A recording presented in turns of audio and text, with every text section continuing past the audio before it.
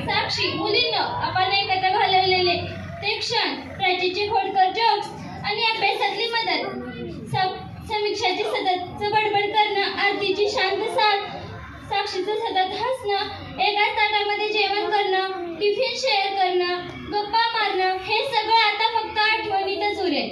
श्रावणी, समृद्धी आणि आसावरी, काही दिवसांसाठी तुम्ही आम्हाला विसरला होतात, पण आजच्या या क्षणी आपण पुन्हा एकत्र आहोत. आमच्या वर्गात होणारा तो प्रचंड गोंधळ, सच कहूं तो शोर भी अब संगीत जैसा लगने लगा है. सामने सर, तुमची शिस्त व शिकवण्याची पद्धत, तुमच्या मार्गदर्शनाखाली आम्ही आज इथपर्यंत पोहोचले.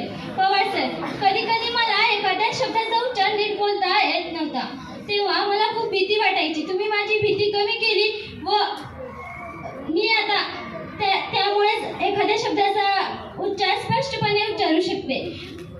कांबळे मॅडम आणि आडे मॅडम, तुम्ही आम्हाला प्रत्येक क्षणात दिलेला आधार आणि तुमच्या मायेने आम्हाला नेहमी सुरक्षित वाटायचं. माने मॅडम, सुरवसे मॅडम आणि चंदे मॅडम, तुम्ही एखाद्या मोठ्या बहिणीप्रमाणे आम्हाला सपोर्ट केला. तुम्ही शिकवलं नाही तर आम्हाला घडवलं. Thank you for beginning our back one.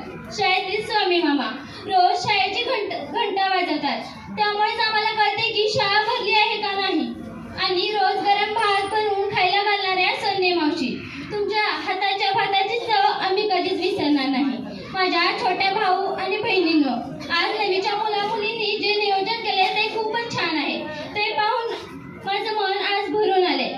The way you organized this event is absolutely heart-touching. Thank you so much.